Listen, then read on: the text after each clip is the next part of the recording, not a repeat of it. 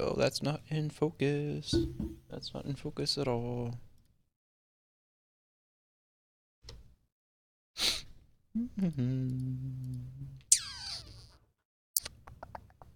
Think we'll stick around for an after show?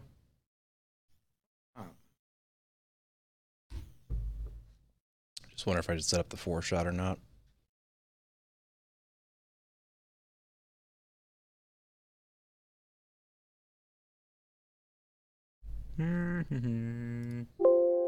Yeah.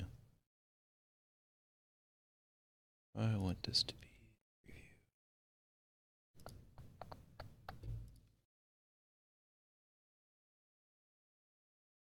review.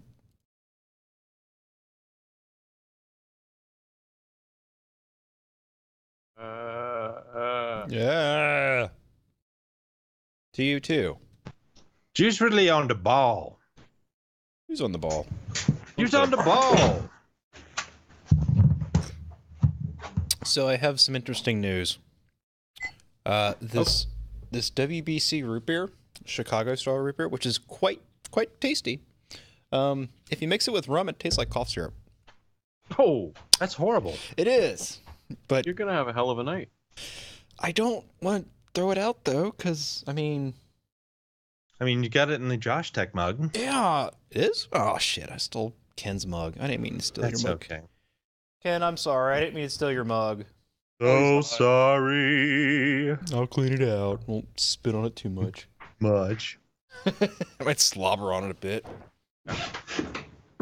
As one does. As one does. I do have Sebastian too. I just didn't switch him over. I'm so excited to be doing more podcasts with Sebastian. Yay! Come on now. Oh, there it is. Come here.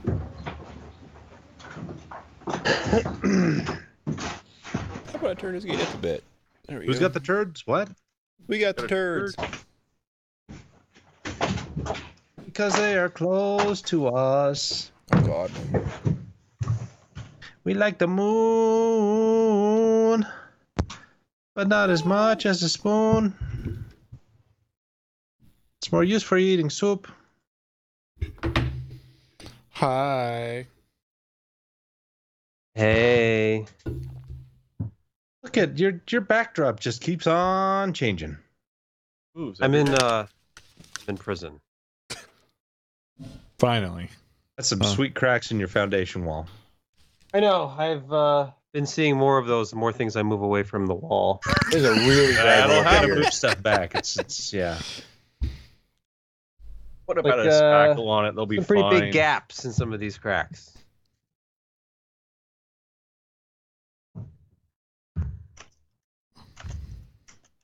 Backling in there, it'll be fine.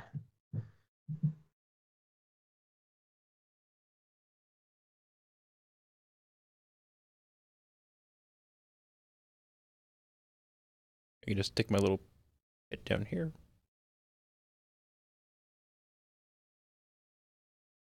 What? Yeah, just bring it over in front of me, like right here. Yeah. Right, Right there. Yes, perfect. Cover up his giant No, higher. Higher. crack. Nailed it. Man, this laptop's going You can be nuts again. Wilson.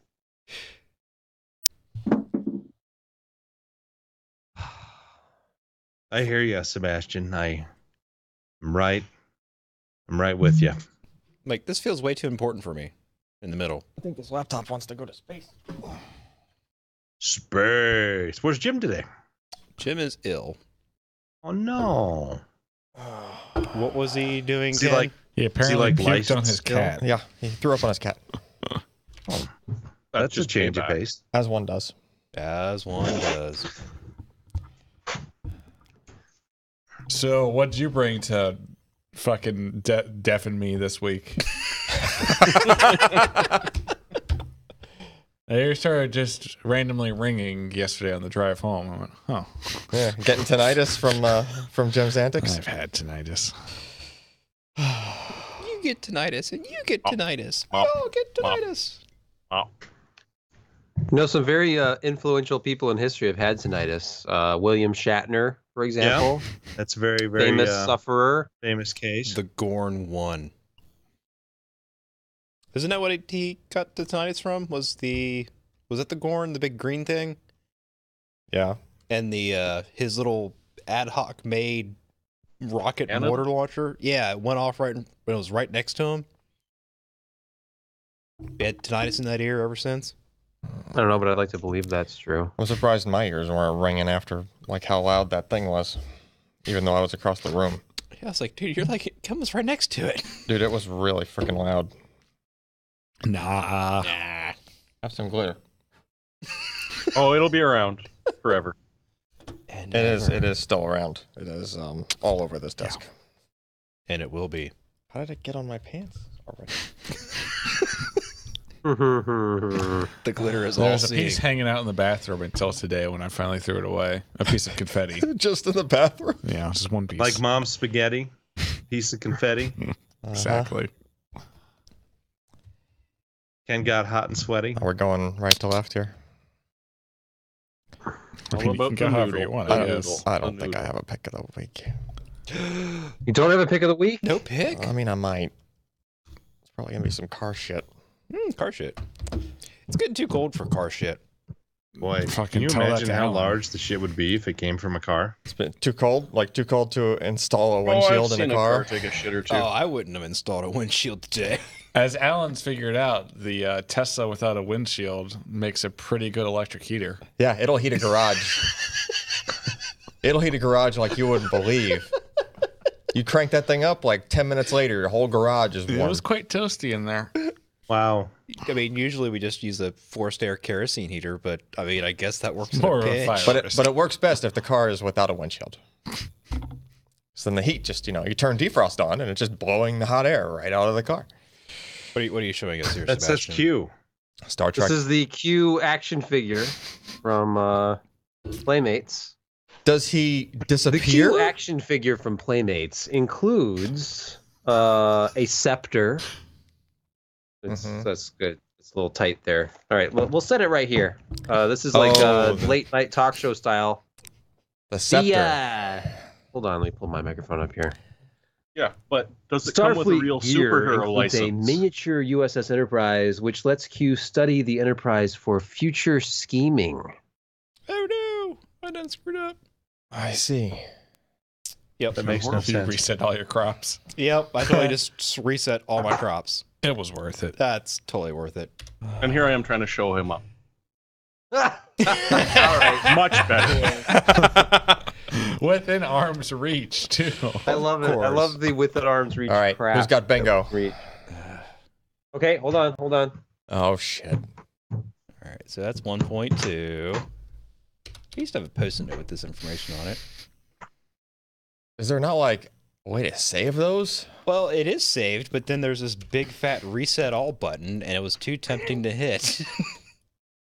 Must push the red button. I just mean like, is there like maybe a set of presets that don't get reset when you push the big fat reset No. button? No, when it says reset all, it resets everything. Everything. I'm surprised the stream's even still working. Let's see here. So, do you think we should put this month's Patreon towards Sebastian's bail, or I mean, Jim's hospital bill, yeah, or This Jim's way we can be hospital? guaranteed he'll show up every week. or Can't Jim's, or Jim bringing his cat to the vet for a bath.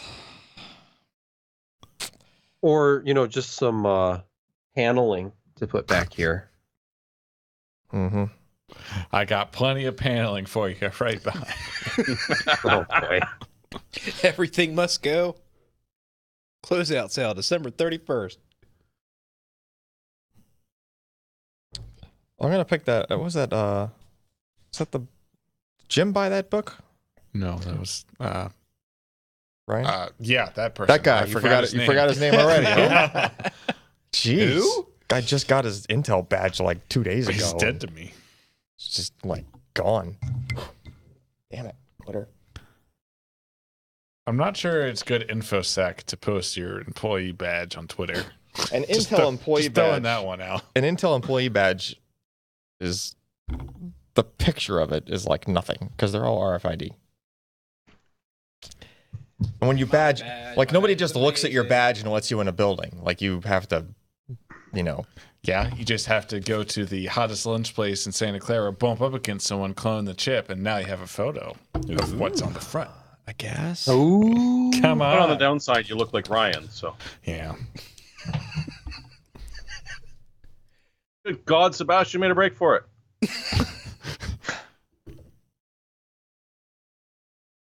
So I kind of want to like white balance that shot based on his background. I don't think we'd be able to see Sebastian then. No. I forget who it was, but someone from IRC a couple episodes ago was like, "Can you dial the white out of Ken?" No, It's like, no, I can't. it's not how this works. I don't have a knob. White out of Ken. That's I wish so someone much. could dial the white out of me, but Here, Yeah. let me just dial the white out of Ken. Gonna wash that right out of my can. it's not like I'm that much more pale than the rest of you motherfuckers. This Well, is worse. It is getting wintertime, so I'm starting to pale out. But Yeah. Can't make this stupid. Alan is Italian, but still the palest Italian I've ever fucking seen. Sorry.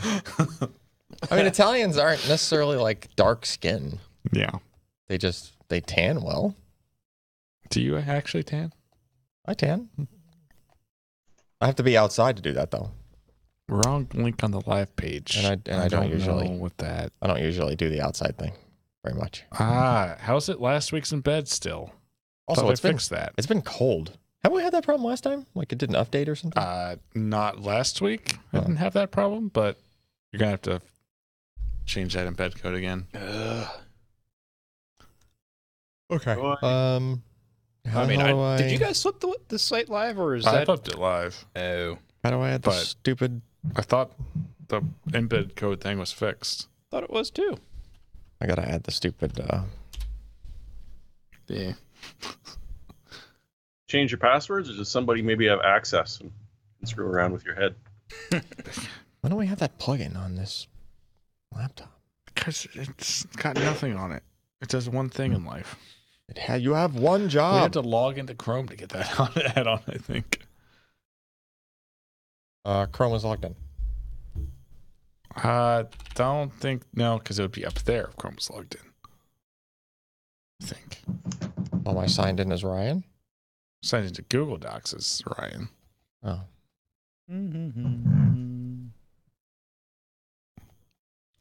All right, where the hell is this? It should be on what side? Well, I got the live settings here.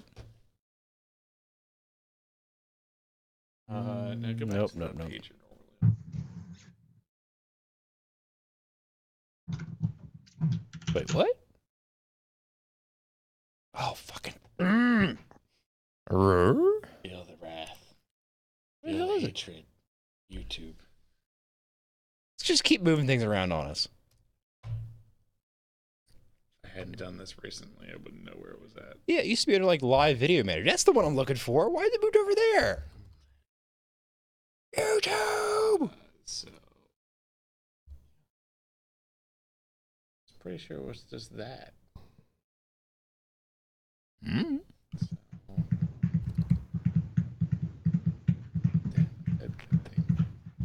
Mhm. So that.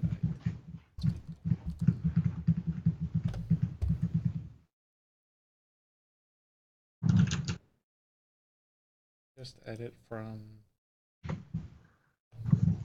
Fucking magic. Not yet.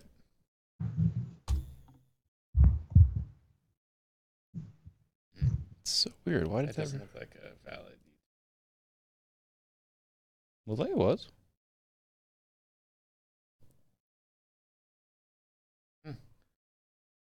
Good thing to know their format isn't consistent at No, it's not. Yeah, it's right in the way, isn't it?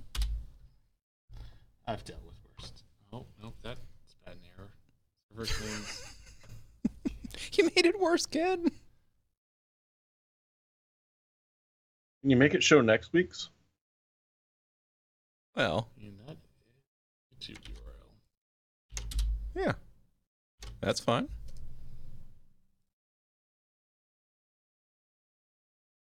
I don't know. Control refresh it. Stay tuned for more live web programming.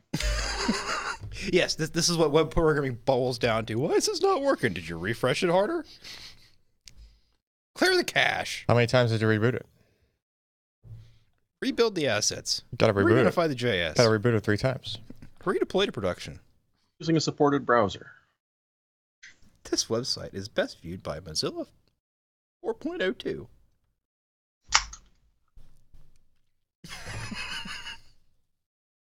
It doesn't make sense. I know. It makes 0 sense. Back when Mozilla was an actual browser. It still is a browser. It's just not nearly as relevant. Alan, try going to pcpro.com/live on that laptop.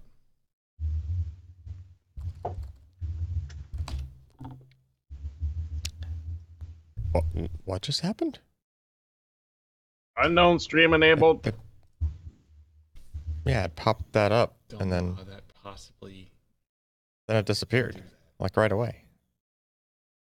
Yeah, you don't even have to acknowledge it.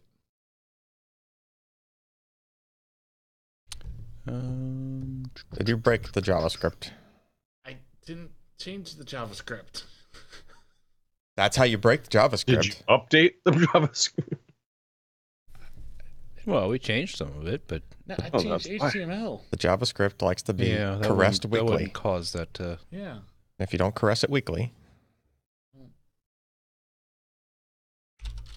Yeah, it's cold. Yeah, undeploy it, redeploy it. See? That'll touch the timestamps. Maybe it'll fix it. yeah, touch it through the phone line.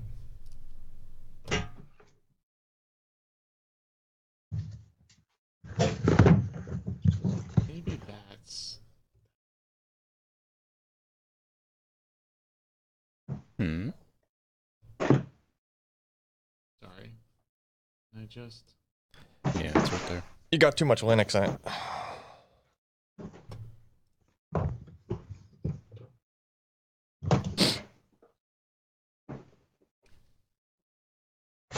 So that's not even enabled code. The JavaScript. I mean, it is. Who's doing what in the background there?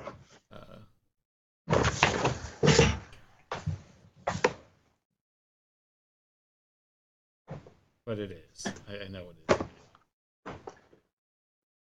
Like there's JavaScript in there that unhides, that uncomments Oh, okay. the HTML depending on what's selected.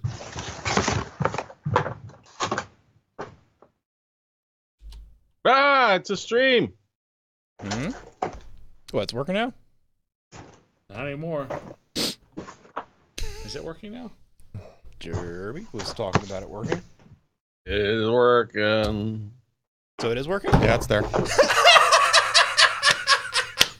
the actual right episode? All you had to do was caress it gently for a minute, and it's happy again. That's amazing. I love it. What is it that fixed it? I didn't change a thing. Where's that? Oh, you brought it to my desk more recently.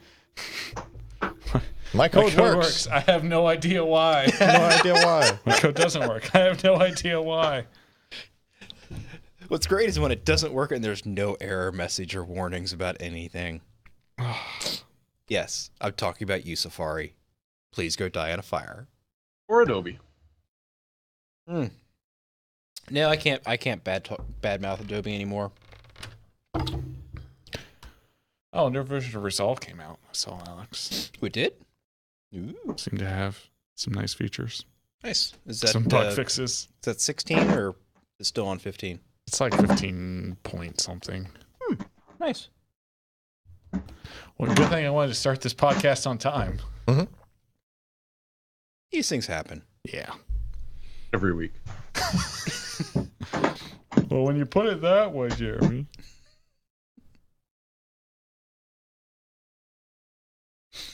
So we doing the round the world thing anymore, or is that we just gonna jump right into it? At the beginning we do it. At the end we don't. Yeah. Didn't know if Jim was making any more changes or not. Gonna grab some more water. Oh no, I think they still go around. Yeah, I'm just not gonna say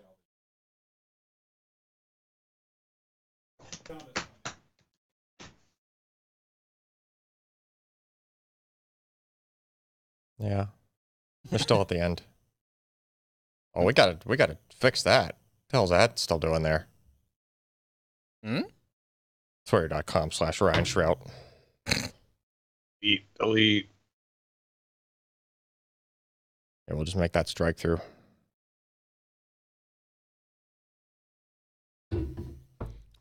You hiding Kleenex behind that. Just improvise. Oh, no, what's that stain? Now No, we're that's joining what I'm Sebastian on He's this trying old to- basement. He's trying to cover it. Why is it all fuzzy? Old. Boy, I can't imagine why that didn't work.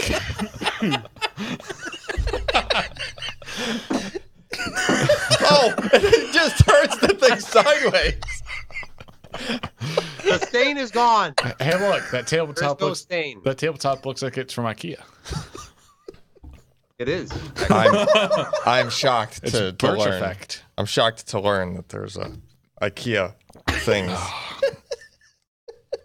I didn't think that my setup could get any worse than it actually has. There's always next week. Next week, somehow you're going to be using a FireWire eyesight and a USB headset from I forgot 92. Oh no, what you got, Josh? Josh? He's probably using a sound blaster. Yeah, he's going to use the Sound Blaster next week. Ooh. Star Wars Behind the Magic CD-ROM. I think this actually had clips. Is this the one? Yes, the Lost Anchorhead scenes are on this. So the stuff that was cut out of A New Hope to make the movie flow better is here on this CD-ROM. Interesting. Biggs and Luke at Anchorhead Tashi Station stuff.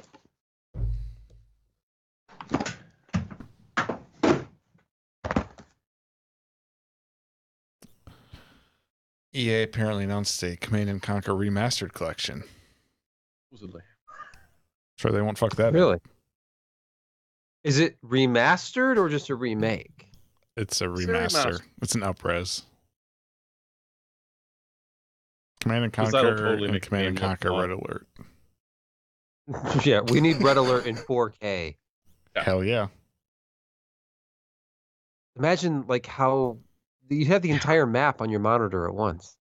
And No, it's I- wonderful. No, I bet they do the stupid thing where they only let you zoom the same amount so it's fair to the multiplayer people. I don't think they give a shit about multiplayer balance for Red Alert.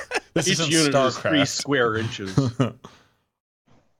They do say The 4K remastered glory. versions will be done by Petroglyph Games, a studio created by former Westwood employees. There's the connection. Since Westwood created the series. You know, it's just dawned on me.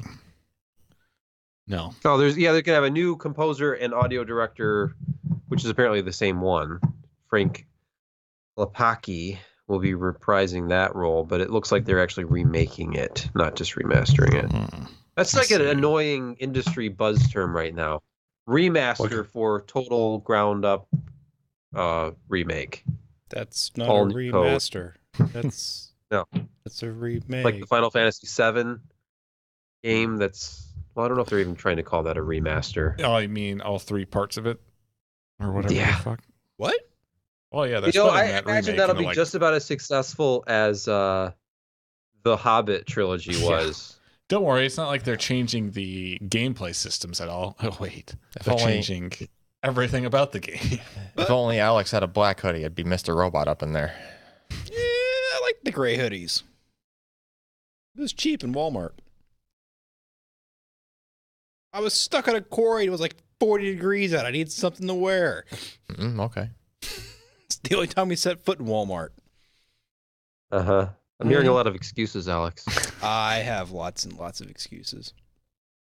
I went to Walmart recently. It was to buy a bread knife.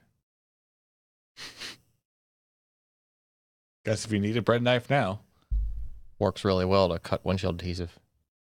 It was a disposable bread knife. Oh, yes. Quite disposable. That's different. We'll allow that. And ready? how? Probably. Is everybody ready? See? Oh, I thought we good. were done. We have a rundown, which is it's the after show already. We're just gonna flip the script this week. We'll start the after show first, Let this scroll down and go up. and then no, don't And break. then we leave. Don't break the thing. We can go back. More code that we have no idea how it works or why it works. Eh. Does anyone know how any code works? Not really. Screw it. Let's do it in post. All right, Okay, I'm kind we'll do it live. We are live. Okay, good. Prerequisite met. And we're doing it. So And we're doing good. it. Yes. Okay. Got it. Hey, everybody. Welcome to the PC Perspective Podcast. This is episode number 522 being recorded November 14th, 2018. I'm Alan Malentano. I'm Jeremy Hellstrom. I'm Josh Walrath. I'm Sebastian Peak. And I'm Ken Addison And there's got an it Alex over right. there.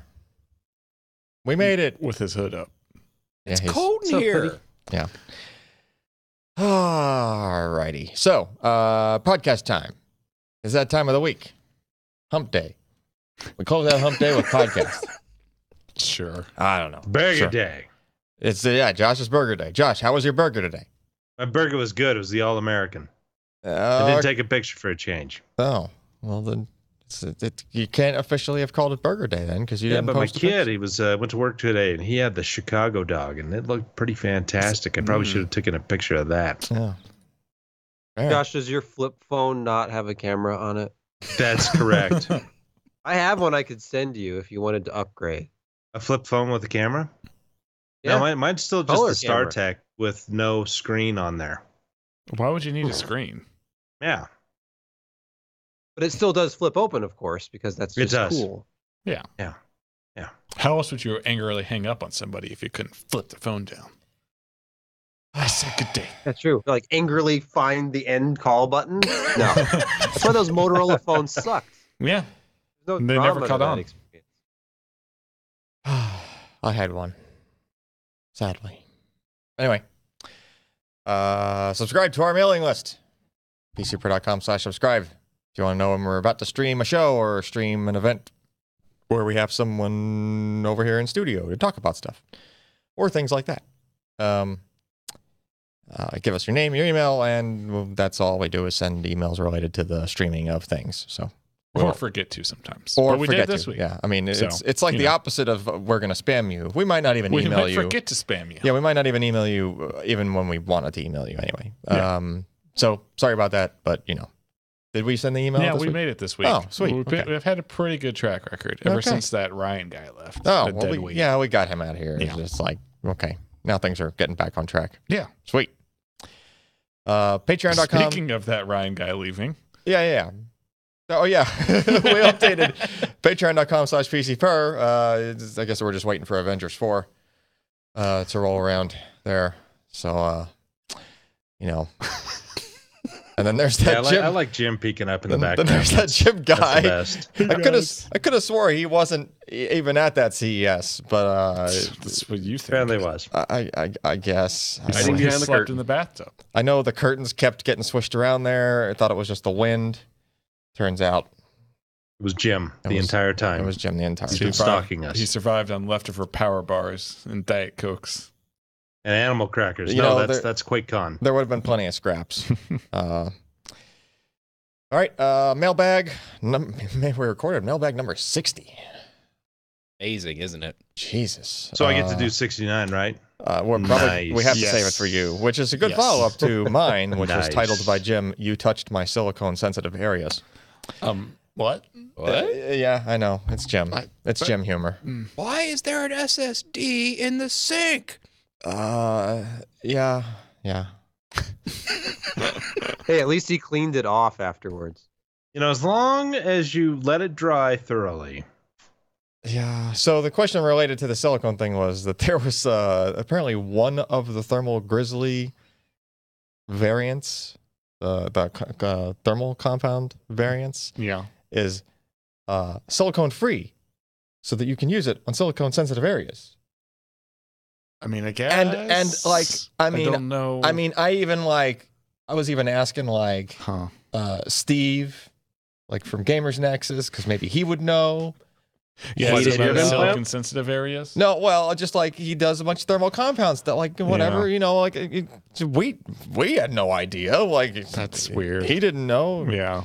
I I don't don't know. understand that at all. Somebody on the comments for I think the YouTube video mentioned like that, like sulfur gets like absorbed by silicone and can attack other things. But I don't remember inside of a PC as being a place where you're worried about sulfur just seeping into stuff. Like, Maybe. I don't think we're worried about that. Is your PC haunted? Yeah. Yeah. Because there's Yeah. nothing like doping your own silicone at home. Yeah. Is that what the kids are calling it? Yes. Do you do that Yeah, with a spoon I don't and a know of lighter? any process that's going to Yeah, I don't eat know. away at silicone without, you know, it being Yeah. extremely basic or extremely acidic with Right. certain hydrogen bonds that it's going to, you know, Yeah, it's just that all the Hammer other, on. you know, every thermal Grizzly compound except for one contains silicone. It's like silicone based or whatever. Yeah. And this you know, hydronaut isn't. I don't know. It's for people It's- with allergies. It's a thermal paste that won't poison you. I guess. Anyway, so our thermal paste only contains 100% non-human susceptible cyanide. So I'm still curious about this. So if anybody listening has a clue as to why you're worried about silicone being present or not present in your thermal compound, let me know, because it's to the point where I'm just like Baffled. Like I just want to know what the answer is. There had to be some reason they put that in there. I don't know, or maybe they just happened to make the thing and they're like, hey, this one just doesn't have silicone in it. Marketing guys, figure that out. You know, and What's, they're just slap organic what's on it, different too. about this one? Well, you know, it's got these thermal conductivity ratings, and yeah. we didn't need to use any silicone in it, so there's I that. mean, I was trying to think of like got it. I was trying to think would silicone like attack like tubing for like water cooling, because they're talking about it like it's hydronaut, But how like, would it But it doesn't. diffuse through? No, like it really doesn't. Like it does. And through how's your it going water block into your right, tubing. right. So I don't know. Anyway, yeah. JoshTech.com with 2 Ks gets you to our merch store. Silicone sensitive area sounds like a new T-shirt Might need to do that that. nobody would buy. I would buy one of those probably. I don't Yeah, want to sell I've you got one something of to those. announce with in terms of the Josh Tech. You're going to have to discontinue the use of that name because I'm announcing that I was just hired by Lucid Logic as wow. their chief Fabulous What's big? semiconductor performance company? officer. So the mug And, doesn't have Josh Tech on it, so we can keep selling that. Oh, Yeah, it doesn't have the trademark. oh. Womp womp. Anyway, what do we got here? A show. Yeah, we can review. Turtle Beach Elise. Turtle Beach Elite Atlas Pro Performance Gaming Headset I'm so pumped. All of those review. descriptors in there. Chris Koch wrote this one up. It's a headset. It's $100. You know, who'd have thought that Turtle Beach was still around? Yeah, But right. they are. I mean, you know, they were the They bee's seem to knees be back in doing the day. okay. They're big in the console space, which is like mind blowing if you think about where they came from. Yeah, they changed gears, and it seems to be paying off for Around them. like Xbox 360, PS3 era, they started pivoting and selling these really successful, pretty good console headsets. I had one of the earlier ones, and even back then, it was like they were doing quality stuff. I can see why they're popular, but it's a weird pivot. Hey, if it works. More console but gamers than there are audiophiles, right? It's true. Yeah, this is sort of an interesting one. It is essentially the Elite Pro 2, which sold for $250. But they popped out the super amp, like the inline sound card. Super amp. On the assumption that your motherboard probably has at least as good, if not better, of a sound card and codecs and drivers on it. So boom, $150 comes off the price. And apart from that, Chris says it pretty much felt the exact same. And there's not a damn thing that you can't do with a decent motherboard, from your gate levels to playing with your equalizer to doing everything. So if you're not gaming on an Xbox, it makes a hell of a lot of sense to save the extra money and go with this. Yeah. And it's fancy. Though it doesn't have RGBs, but those side panels can pop off, and eventually you'll be able to order custom ones to clip on so that you can look special. Look at does those that- ear cups. Yeah. Does that make it an open ear design if you pop off those things? Well, there's a shot, not exactly.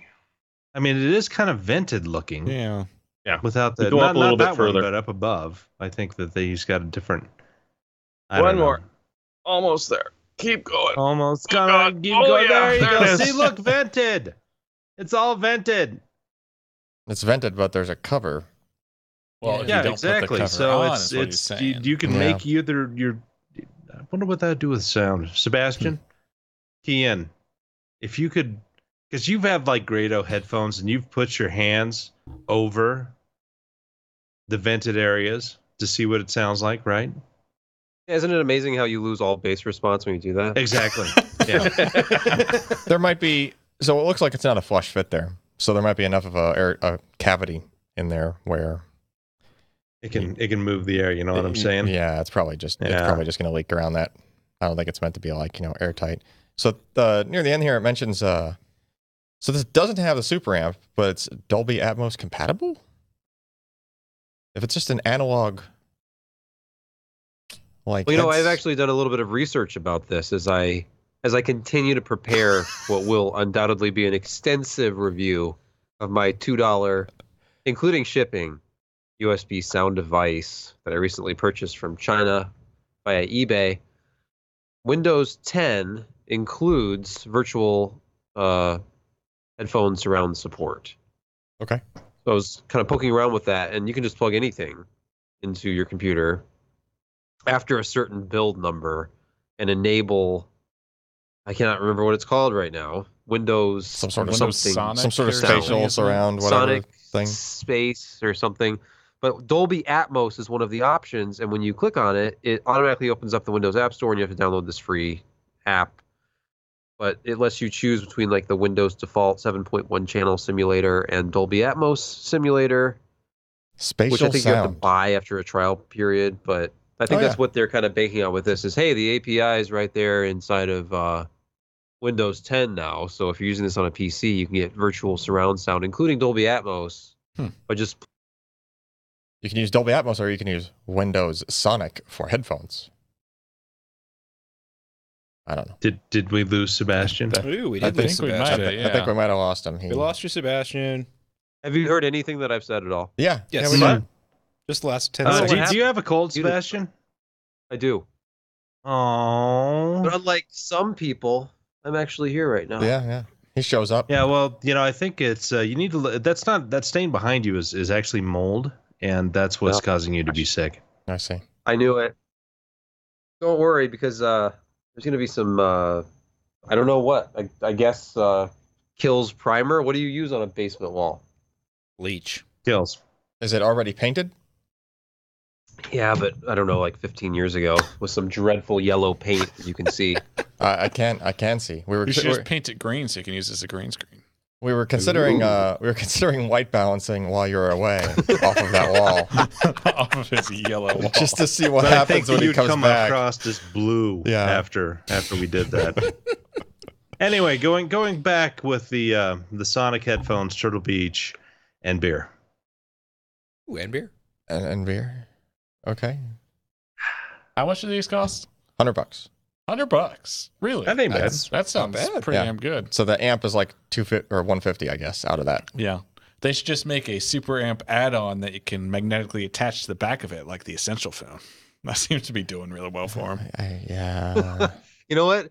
Whenever your phone isn't doing well, definitely go with modularity because look at Motorola. They have built an empire on selling modular Android phones to people. I think I found a typo. Its frequency response is 12 hertz to 20 hertz. But it does it really well Like within it that, low. That's within that it. range. All you get is bass. Real low. Nothing else. I didn't know that headphones could even go down to 12 hertz. That is impressive. Yeah, it is impressive that it goes down All to 12. I hear when I listen to Katy Perry is earthquakes. It's like that Earthshaker sound booth at CES every year. Okay. Next up, we have Ken. Still cranking out the juice over here. Core i9 Can't stop, won't 9980. stop. 9980XE. Much like Intel, I can't stop. Much like Intel and their Skylake architecture, I can't stop, won't stop. I see. So there's really not a whole lot to say here. The 9980XE, this was announced alongside the i9 9900K, which we took a look at last month. Full refresh of the Core X series processors, the HEDT, the X299 stuff. If you scroll down one more, you can see one more. You can see the full lineup, which we've talked about. Essentially, the only new stuff here is a move from 14 plus to 14 plus plus process technology, which the consumer processors have already been on since the 8700K. So now they're doing 3 steps in between the talks It's more or of a whatever. square dance, I think. It's worse than a square dance Yeah, now. It's like, I got nothing. yeah, it was waltz, then it was, I don't know. Yeah, we It's- lost track. They can't even come up with a term at this point. I don't So think. that's 1,200 or $2,000. Yes. So same pricing as the previous 7980XE, the 18-core processor that this is replacing. The only real difference here is clock speeds. Okay. So if you look at, you scroll down a little bit, it's in there in the text. Oh. It's about 400 megahertz boost, 200 or 400 megahertz base, 200 boost, I believe. Yeah. And then Yep. 100 megahertz, the all-core boost clock. So they went back to the solder thermal interface material like we saw in the 900K. So they're getting, and the move to 14 nanometer plus plus is getting them the ability to add some clock speed across the line here. It's a decent bump. Yeah. That's essentially all we're looking at. Cache is the same, memory is the same, PCIe lanes are the same, And they TDP is the same. They took $20 off the price. Yeah, well, Wow. actually, the suggested retail price for the 7980XE on ARC is $1979 to $1999. So I Oh. just took the higher number because 1979 seems like a stupid number. Yeah. I mean, I guess we can look at a couple of the benchmarks, but we don't really have to. Let's look at this iometer thing. 'Cause it got me curious. There's not really a whole lot of change in iometer from the 7980XE. You look at the top two Yeah. sets. The clock speed advantage doesn't really So our buy you a whole lot here. well, so did the 7980XE have any hardware mitigations for Spectre and Meltdown? Oh, well, this doesn't. Okay. So, And this doesn't either because it's not what is it, Coffee Lake or whatever. right? Or whatever. no. It's Skylakey. Yeah, it's Yeah, kinda it's the same architecture. Okay, gotcha. Well, so. Is there anything out yet with hardware mitigations? Sort of. I believe the 9900K has hardware mitigations for one of them. Yeah. Mhm. Technically, the easiest of the whole first batch to patch. Yeah. But I mean, we're talking about microcode updates here. Yeah, built we haven't into the platform. from we the haven't beginning, like essentially. we haven't like super dug in into like exactly what performance Yeah. which variant is affecting But the worst or whatnot. If you scroll back down to that iometer chart, we can look at it compared to the Threadripper chips. Okay. And you see a substantial gap here between QDEPT1 maximum IO performance between Right. the Intel Core X stuff and the Threadripper parts. What's interesting there is that's pretty low numbers for single thread. Like, I mean, basically, we're just how fast can a RAM disk be accessed single threaded? So the bottleneck is the thread performance of the OS. Yeah. You know, basically, it's an interaction between the processor and system memory, RAM, basically. So yeah, that's kind of significant. Like it's what, a half to a third of the performance on Threadripper. That one's I've got the number in there somewhere. The actual difference. It's a pretty The jarring. 9980XE is 90% faster. Okay, so, So, nearly 2x. Almost double the performance. So if you go ahead and let's go to the media encoding page and rendering page and take a look at that one. Alrighty. So, I mean, if you look at the overall story here, not much has changed between if you look at a review of the 2990WX and the 2970WX that we did within the last month or so. You have an advantage to Intel for single-threaded performance, like has been the entire story of the whole Intel versus AMD Ryzen thing. Yep. And then now you have a substantial core advantage on the AMD side. Yeah. For less money, right? For about 17, I think it was 1725 this week, you can get the 32-core Threadripper 2990WX. So Okay. it's a massive amount of Which is massive advantage. Now I don't know what the in percentage core count. difference is there, but that's like the Threadripper is doing what is that, Blender? Yeah. Mhm. Yeah, the Blender workload is like almost half the time. Like it's getting there compared to a 9980XE. Interestingly, if you scroll down to the other Blender workload, it's actually way closer. Oh, that is pretty close. So the Gooseberry is the longer workload. It's a more complex scene. There's kind of more upfront work that's done, so things kind of smushed closer together, which I think is what's happening here. Okay. What's happening here. But so I mean, it just goes to show that even if you have more threads in all scenarios, it won't necessarily be better. Right. This one might be more memory intensive or something at that beginning. Yeah, end it might and, be. You know. Yeah. So it really is workload dependent, but yeah, it's good to see AMD like just kicking Intel in the teeth in at least a couple areas, which is pretty but cool. I mean, if you look at Pavre, which is scales super, super well multi-threaded, I mean, yeah, look at that. Yeah, it's 27% difference there. That seems to be a pretty common thing, is 20 to 30% advantage for the 2990WX in very threaded applications. How much was the 2970WX? It's 12, Like 1300. 12 or 1300? Yeah. Yeah. Look at that. It's still beating. The amount of value that Keep scrolling. the Threadrippers provide. So the 2950X is it's slower. Yeah, But it's also a $900 processor. Yeah. It's half price. Yeah. What is your money worth at that point? Yeah, right? performance Like, for the dollar, man. Like that's AMD is stretching that dollar really far. It's so weird to see AMD just wiping the floor on the high end. Right. Because it seems like they have them, they're bracketed in really well. They have the low end, they have the mid range. Intel's still got the king of gaming.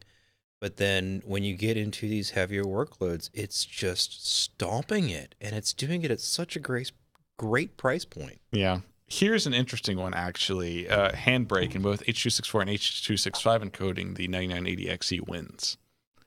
Huh. I think... Is it not taking advantage of some stuff that Threadripper could do, maybe? Isn't that AVX 512? Yeah, I think it's leveraging AVX. Okay. Yeah. So, again, a very real-world scenario, transcoding 4K to 1080p in both H.264 and H.265, you do see an advantage to having the Intel part. Yeah. But again, if you look at the time difference and look at the cost difference, is it worth it? It's true. That's 264, isn't it? We're looking at This was both. Both. Oh, okay.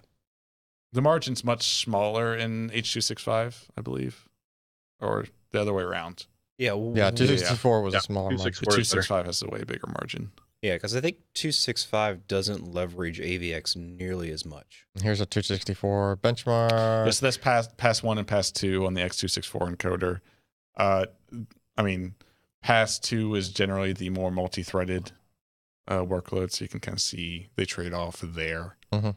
But yeah, just go ahead and skip to gaming, and we'll talk about that. So, in general, I think it's difficult to find a place for this processor. So here, Ken and I were just talking about this the other day. Yeah. 1080p.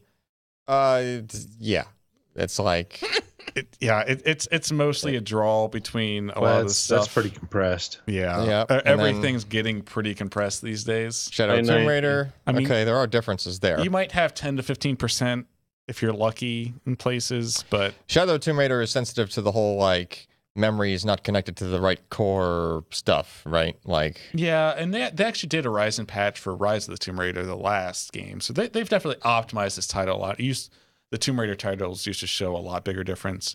yeah, But this is very compressed. unless there's results. something there's a glaring issue, like on a couple of games, like on Total War Warhammer 2 and Far Cry, Mhm. where the Threadripper WX series parts and its odd memory architecture just don't agree with the game. Yeah. It's mostly going to be fine. Like you're going to be GPU bottlenecked anyways because you're going to be paying at something higher than 1080p if you buy a $2,000 processor. GTA 5 tends to not like Threadripper. It's just a very, very, very CPU heavy game. Yeah, It likes frequency yeah. and memory Yeah. access. It likes straight line speed. Yeah. Assassin's Creed Origins pretty flat there. Yeah. It wasn't horrible. 9900K, 9900K, 9900K, Yeah. 9900K. Yeah, basically. Yeah. Yeah, I mean, if you're gaming and you don't plan on needing, well, don't get me wrong, 9900K has a decent number of cores to it. Yeah. It's nothing to sneeze at. So we can cut away from the charts at this point. Yeah. I guess kind of the discussion I want to have is, has the 9900K moving to 8 cores, 16 threads kind of ruined almost every use case for Intel's HEDT platform? Unless you need more PCIe lanes or you're doing pure, I would say if you're doing pure rendering tasks where you need 18 cores, but in that case, buy a Threadripper. Yeah. Like, why Buy do you buy two. a Core X series processor at this point? You used to be able to make more of an argument with like the 5960X and the 6950X, even though they were stupid overpriced. It was the pinnacle. It was getting the most cores. It was getting the PCIe lanes. It was the highest end, most enthusiast processor you can buy. But that's Threadripper now. Yeah, I mean, you can't That's Threadripper at 4 really, really compelling price points and really compelling Right. products. and you can't even make the argument that Intel just has a thing that's the best of everything anymore. No. Because if you are doing like some of those workloads, Threadripper was, taking Intel to task. So there is no just this is the best of all the things chip anymore. Yeah. I mean, Well, and you're also talking, apples to apples, performance. Right. When you When you factor in money. price, Oh yeah. Yeah. But I mean It's- AMD has always been if CPU wise, whenever AMD did have competing CPUs, it's always been AMD, solutions are way more cost effective, right? Yeah. Except like maybe that Athlon 64 Yeah. was their high Yeah, end, around- the 50 and 52 Around that time. FX50. Yeah. yeah. Also, strangely Yeah. enough, the number of them they sold 50, 52. I mean, I do think these Core X parts are kind of maybe what you would say is the best compromise if you need to build a high-end workstation for something and it needs to be for more than a singular task. Like if you're not just doing Maya or Blender, but you're doing just a bunch of stuff. Kind of like what we do around here. We're running a bunch of applications. We never know what we're going to need. You need single-thread performance and you need multi-thread performance. They make sense, but Yeah. they're still way too expensive. Yeah. Like, Yeah. And as long as you're, like if we were going to render something, we're not necessarily sitting there waiting. Like, yeah, you know but, what I mean? but time is money for a lot of people, Yes. especially if you're an independent artist and Yeah. you have one machine. And I like, And if time is money, then it's a money investment, and you're kind of okay. Like maybe the super budget CPU isn't that much of a concern because you're going to get a bunch out of the system. It's almost like they should stop calling these core processors. Yeah. They should just be the Xeon W, which they kind of have, which are these they had the 7th gen processors rebranded as Xeon W with ECC support. Yeah. Way more expensive even. It's like, that's kind of what this market is anymore. There isn't really a gaming market for these processors as far as I can tell. Now, a couple of lower end options on the Core X stuff might be more compelling. We haven't been able to get our hands on that stuff. We were just sampled this processor. So there might still be more of a story here. We'll wait for people to test other CPUs and kind of see where they lie. But Well, You know? you were kind of touching on something interesting there, Ken. So you said call it a Xeon W, and when you pull everything back, isn't that what this is? Basically, kind of. Without ECC support. Yeah. So Yeah, there's that. so I mean, you nixed that, but I mean, it's basically this the most Xeon of the way there. Silicon put into a consumer, SKU. Well, the Xeon clock's lower, right? I mean, yeah, as Xeon would traditionally clock lower, but I mean, it was kind of a slight. You should call it a Xeon because they're way too expensive. Yeah. Mm. And they their expense makes them only valuable to a certain market, and that's people who, for them, time is money. Mhm. Right. So So I mean, what I'm getting at is if they have this Xeon Silicon coming in the fab, why not have a consumer SKU for it, even if there's not a plain and simple market for it?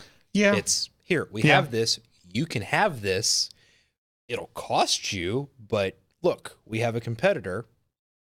It might not make sense, Yeah. but it's there.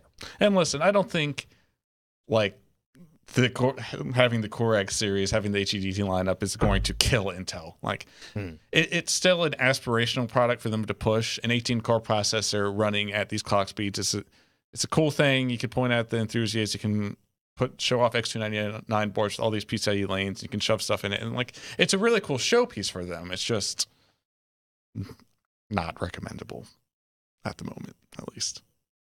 So All right. not a whole lot of a surprise. You probably could have seen this coming if you just looked at the announcements, but we've actually tested it now. So There wasn't a whole lot of fanfare yeah, to it. I mean, if I didn't read PC Perspective every day, I would have missed it entirely. Mm-hmm. Alrighty. Might be time to reappraise the high-end desktop. I think that might be a job for like a performance department, like a chief performance strategist or something. Yeah. Yeah. We don't know any of those. Seems impossible. Yeah. All right, Jeremy. I got some news for you.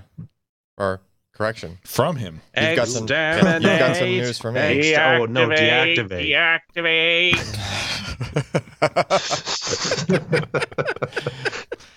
I wish we could just have like an MP3 clip of every headline so we would understand Jeremy's subtleties sometimes.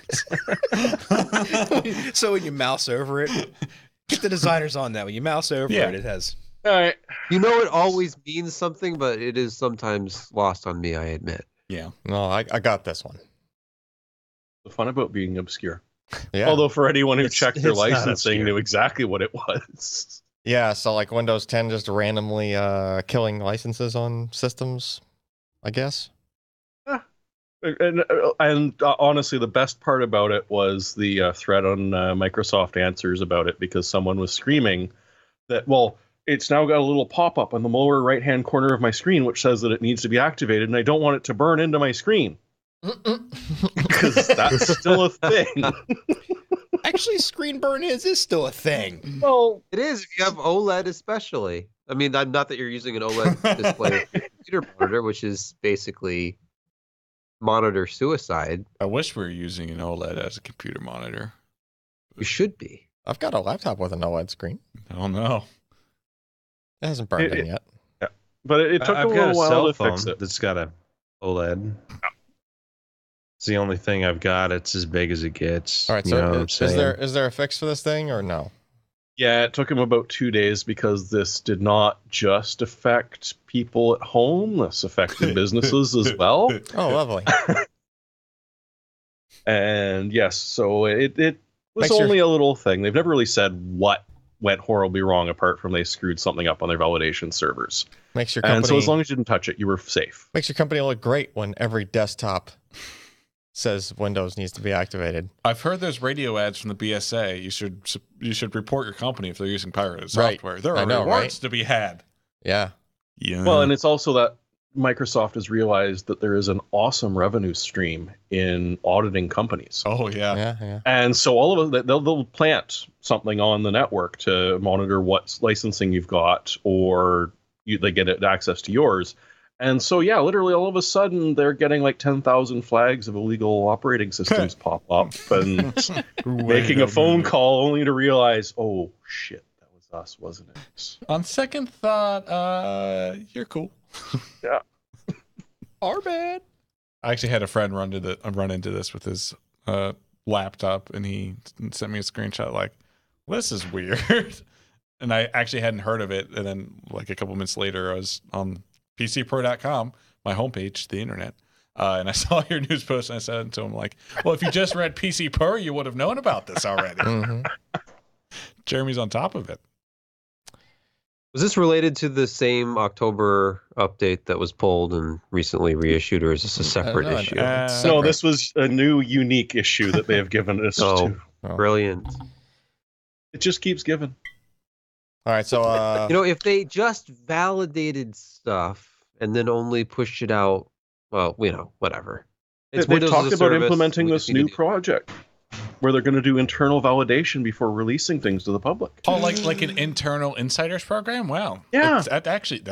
I've never heard of that before. That sounds pretty unique. You bring your beta testers inside. Wow. and even if they You know, did, speaking of bringing beta testers inside, did you know that Billy Idol became a U.S. citizen today? Did not. Oh. It's a nice day for a naturalization ceremony. Yeah, Yeah. it's a Nice nice day day to Start again. start again. Oh, I was waiting for him to say white wedding, but that Well, was the joke. No, that didn't was happen. Yeah, Yeah. yeah. All right. We've killed him. He dead. Next up, Ah, so someone slapped one of those Seagate Ironwolf hard drives, 14 terabyte one, into a pin code driven encrypted external housing. so I'll say it. How many people just set the pin code to be 0000? That's the combination on my luggage. Oh, like Kanye West's iPhone. Yeah, you need 2 more zeros for that. I believe it actually gets pissed if you don't do at least 7. So, yeah, I mean, I would imagine this is reasonably secure since it's a separate hardware device that's doing the crypto before it even gets to the hard drive. And that thing's sole purpose in life is to protect the data. So hopefully it's not going to be like those SSDs. Kind of when I posted it because it was after the SSD story, and I'm like, yeah, but you can still do this. Yeah. It is common criteria certified. Do you have to feed Oh, it okay. antioxidants daily? So, yeah, so that should be secure. And they tested it and it was fast as well, which just means that the processor can handle the throughput of the hard disk, basically, which is good. And one of the interesting features, at least I figured, was it'll support multiple users. So you can actually partition that drive off and have like an overall admin code that can get access to everything, as well as separate pins for multiple users so that you can only get at your own files. Oh, I didn't realize it extended through to the media and had it would have to partition the drive. Yeah, they didn't test that, but I wonder how that would in the spec sheet. I'm kind of curious if that Yeah, really like, works that way. That sounds like it's just got multiple pins into the encryption key. Like Yes. getting Yeah. multiple ones with multiple pins. I don't know. I'm interested. That would be in it. cool as If hell. if it does it, I'm interested. Yeah, I'd love to be able to test it. We should see if we can get a hold of one of those. Cool. But that was You know, going through looking, PR, which is not always accurate. Yeah, PR might have lost that in translation or something. Exactly. All those right. 14 terabyte Iron Wolf drives. Yeah. Looks like the cheapest price is about $529 for one of those things. Oh wow! And Yeah. the encrypted one was only $870. Yeah, so you're spending like 300, Yeah. a little over 300 on the. Newegg has it listed for $599. B&H Photo had it for $529.95. That's So about a that's- $600-ish drive in an enclosure with the added security. That's not a bad that's price. surprisingly No, it's good. decent. It's not bad. Because I mean, it's 14 terabyte. Do they offer anything but this 14 terabyte model? Yeah, I I would believe so. imagine they Like, do. you're pushing it to the absolute limit of what we can do with like consumer hard drives as far as capacity. Imagine data recovery on that thing. No. You're going to take a minute. No. Just no. I mean, I would imagine you can pull the drive out of there. You can image it. But then what would be on it? Yeah, Like, is it all just scrambled data? Basically, yeah. It'd probably say you need to format it. Well, I mean, no, But yeah, you it's can take an available in image of 1, it, 2, but- 3, 4, 6, 8, 10, and 12 and 14 gigabyte or terabyte Oh, capacities. All right. whatever meets your budget. My budget is one of those 2 terabyte thumb drives off AliExpress. So, Really, 2 terabytes? I can't. You Just find keep, that it's I like just, a I just 2 keep writing to gigabyte it. thumb drive in nerds. didn't Ryan actually buy one of those one time? Yeah, because he's. I think he was more curious than anything. I don't Yeah. think he expected it to work, but I think he half expected it to work. And even Well, if, he's taking that optimism to a new place now. He wanted 10 cents a gigabyte. Damn it! well, that that was thing the only way he was gonna get it. that thing was like less than a cent per gigabyte, Yeah. I think. All right. Jeremy wrote up a news post talking about preliminary look at Battlefield 5 performance. Ken and I were actually dorking around with Battlefield today. Mhm. Sure. Does it look as pretty as the screenshots? It looks prettier than the screenshots. It's very pretty. Because screenshots and articles don't do justice to when like an explosion happens nearby and it bounces off of all the things on the Yeah. screen, basically. Yeah. And like, you know, like you. The Even explosion, without RTX, how does it look?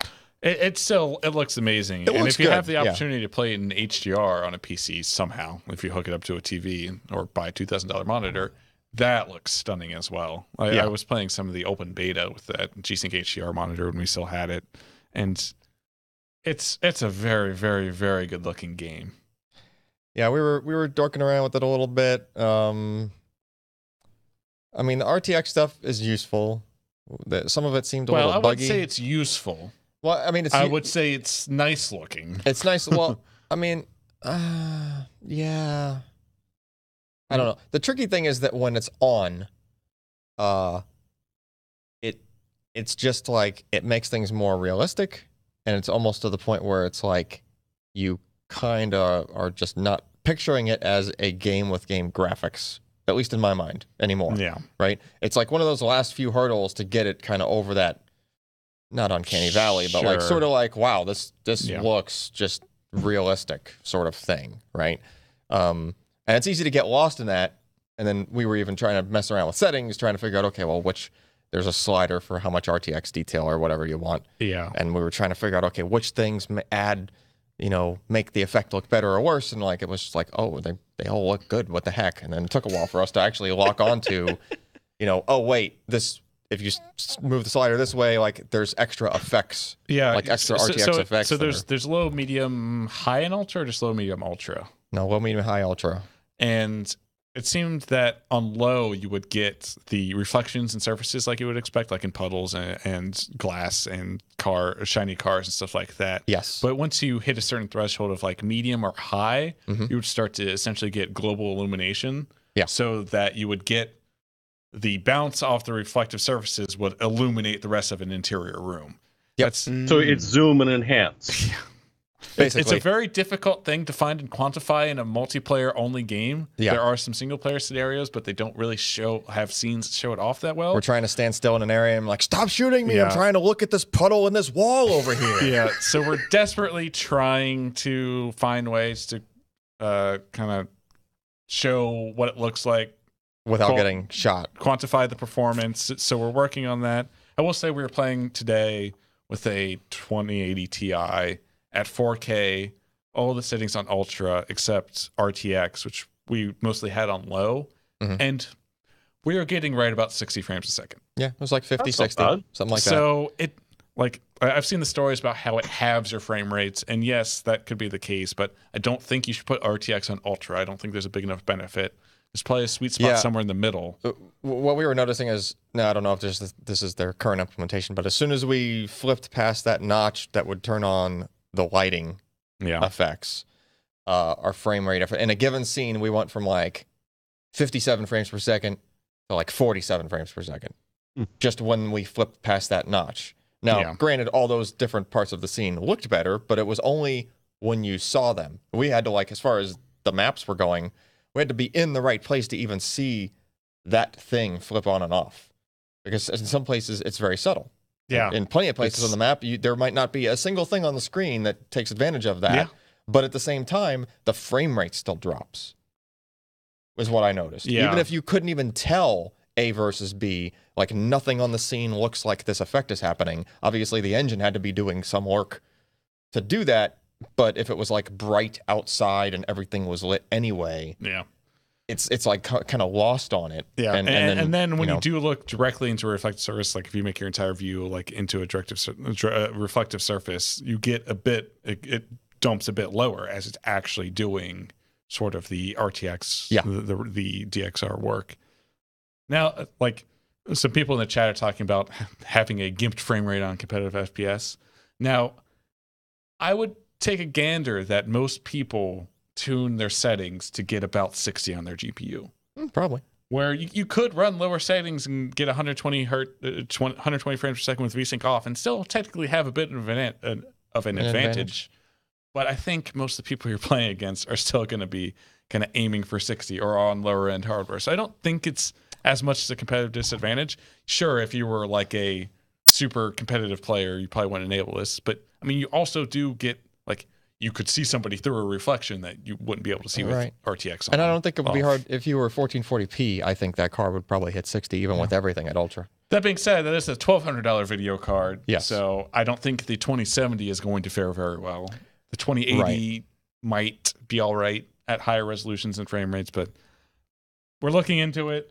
Just thought we'd give those impressions that we have today. Yeah, I mean the frame rates were impressive. It's a lot without the lighting enabled, but just with the reflection part, you get a lot of the benefit of the whole RTX thing. Yeah, right. At least the visual would benefit. Play on RTX low. Yeah, personally. Yeah. Anyways, there's that rat hole. Yeah, that's a rat hole. It's and I imagine there's probably going to be changes there as well. Yeah, it seems like the thing that's going to get patched pretty quickly, and I bet they probably still have some performance. Well, I was able to crash to desktop the game, and all I was really doing, I was barely playing the game. I was just flipping back and forth between like low, medium, high, and ultra for just that RTX setting. Yeah. And eventually, at one point, I flipped it, and the game started going like 5 frames per second, and then it went like 1 frame per second. Yeah. And then it went like 1 frame every 5 seconds, and then it just crashed the desktop. But it looked pretty while doing it. Oh, it looked amazing. Yeah, you get a good look at the motion blur if you like move the mouse and like drew the next frame. You can just kind of sit there and enjoy the motion blur. My top tip for Battlefield 5: when you immediately boot the game, turn off the film grain. Yeah, it looks like shit. It looks like complete shit. And they do have other effects like a vignette, and there's another one that I've left on so far. They look all right, but the film grain makes it look like complete shit. Yeah, and it's default on. I don't want my game to look like an old-timey movie unless it's like a cutscene or something. Yeah, for kind of like one of the best-looking PC games, the state let's add a bunch of snow on the looks screen. really shitty. We've got an ugly switch, and we turned it on. Yeah, ugly switch on by default. Next, they should just add Instagram filters that are just on all the time, and like No, that's what Ansel's for. Okay.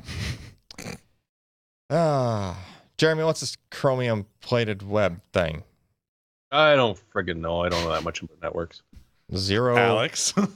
They're talking about dumping TCP and replacing it with a protocol that Google designed called QUIC. Yeah, this actually came out. QUIC came out a while ago, and it was kind of a toy for a while. And now it's gonna be an IETF standard. So yay! I mean, it's like you're asking for a web page, and why do you need to do SYN, all this other TCP crap? With HTTP 2, it added the ability to push. Mm-hmm. So you can say you have a browser come in and says get/HTTP2. It does a protocol upgrade and does HTTP2 does in-stream management of substreams. So with QUIC and HTTP 3, they just basically moved it to a new transport. And there's kind of a bit of an asterisk on this little graph here. All the documentation, all the protocol specs are all open. You can go to the Google page, and they have some very in-depth technical articles, and it's extremely well documented. And their protocol negotiation and upgrade process seems to be pretty sound. And basically what it's doing is it disconnects the session management from the IP map, the IP pair and the port pair. Yeah. So traditionally, you have a request come in, it's coming from 192.168 on port 6336 or whatever to port 80 on blah, blah, blah, blah, blah. On the server, yeah. Right. Well, with Quick, it doesn't do that anymore.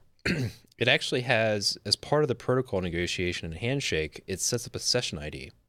And that's what's tracking the actual connection at the protocol layer.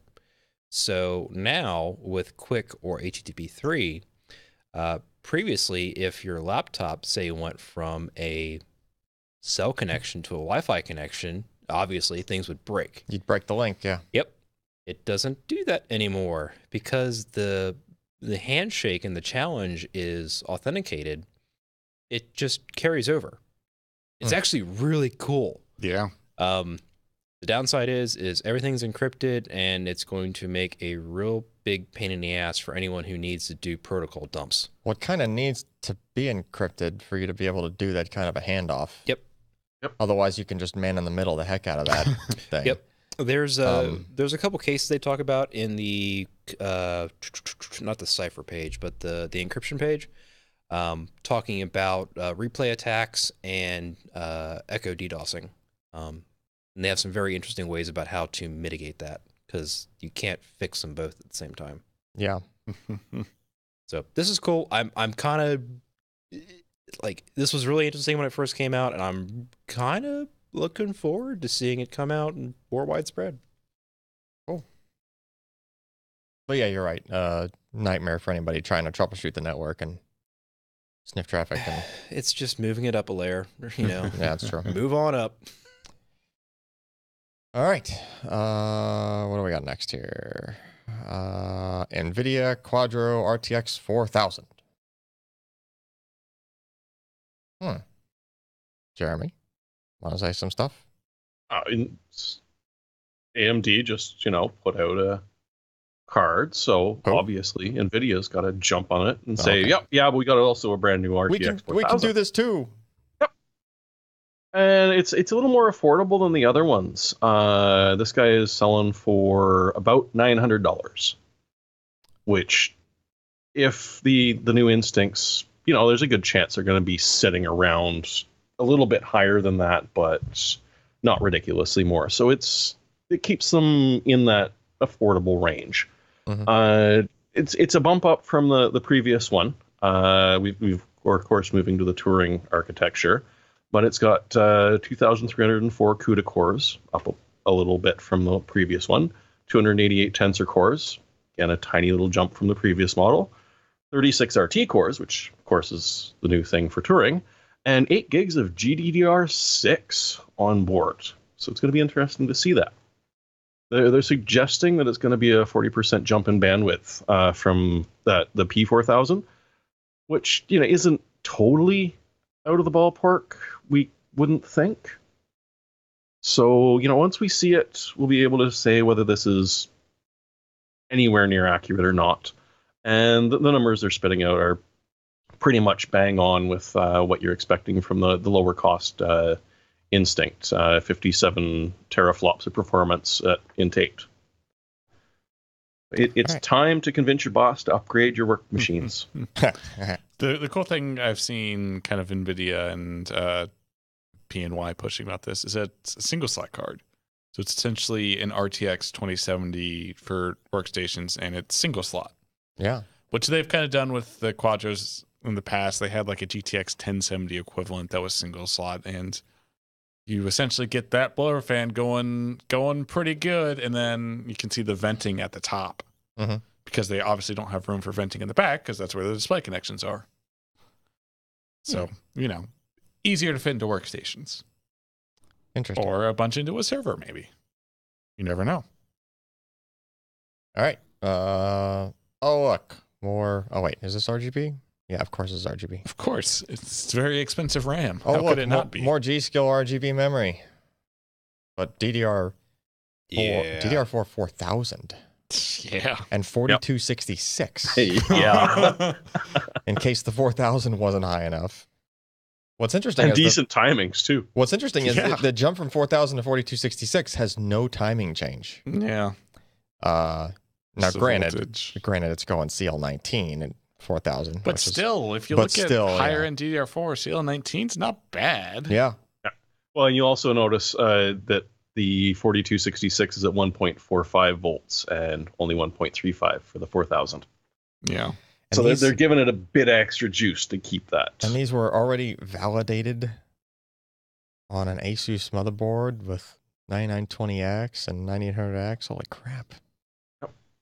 I need this on Or- Threadripper. Slap it on a Yeah, Threadripper and that's the just thing. tighten the timings. I mean, I wonder what's the point on the Threadripper where like it just won't let you go higher, like assuming you had memory of unlimited DDR number. Well, Like what would the bottleneck become on the rest of the platform being unstable and not being able to push that bus any higher? yeah, I don't know. Because I think we really haven't hit that. Although Threadripper is It'd be fun to generally find out, wouldn't it? Threadripper is generally kind of picky with memory though, right? Like it's Well, there's A Samsung lot V of that dies, has which been it usually solved. likes. Oh, they're B dies. Yeah. That'd be interesting. How much does it cost? Oh, infinite Oh. monies, I'm sure. I noticed there's no money in this post here, No, Jeremy. they don't seem to have wanted to suggest a They don't price even, for they it. don't even want to let you know yet. Oh man, Let's just go with lots. lots and lots of money. You know how Have to everything lately has ask. been costing well over $1,000? Don't I? Yeah.